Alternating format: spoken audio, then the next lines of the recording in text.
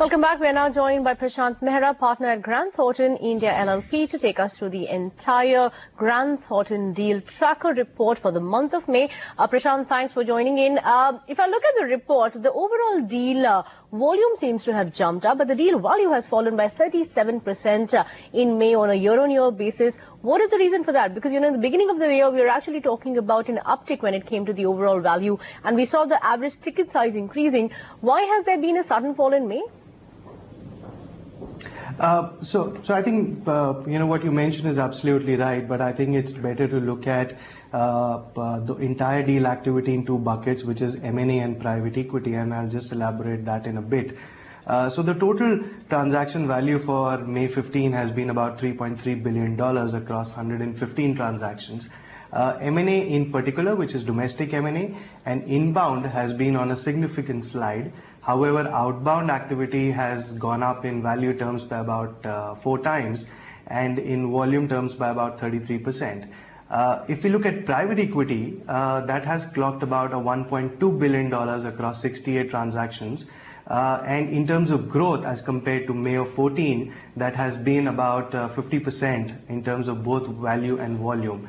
So while yes, there has been a significant decline in domestic M&A in particular, the private equity activity continues to be on a rise and definitely has a very positive momentum.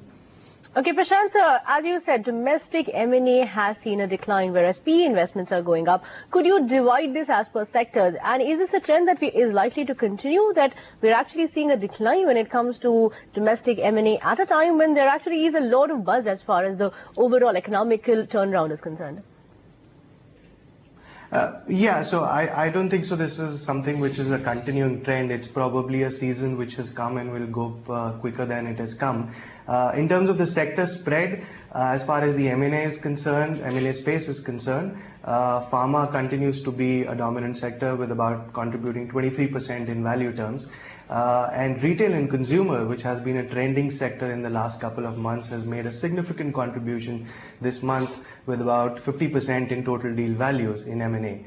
On the other hand, in private equity space, both IT, ITES and pharma have contributed about 18% each in value terms.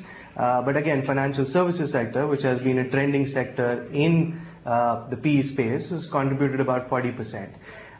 So the PE activity continues to have a positive momentum to it, but M&A seems to be on a slide. And the reason is perhaps that while as far as the PE activity is concerned, there is overall optimism. The macro level indicators look positive.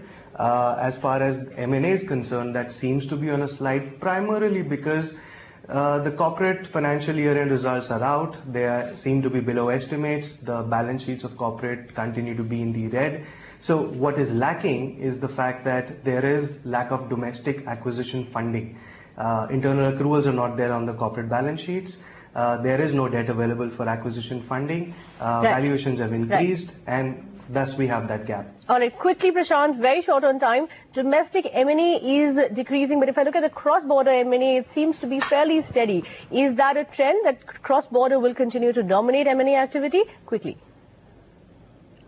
Yes, absolutely. I think cross-border M&A will continue to dominate because foreign assets are cheaper. There is acquisition funding available for foreign assets, which will continue to drive outbound transactions. All right, Prashant, thank you so much for joining in with that analysis.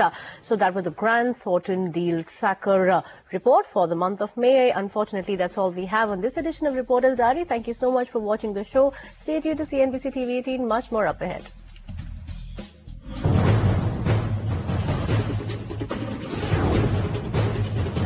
CNBC TV 18.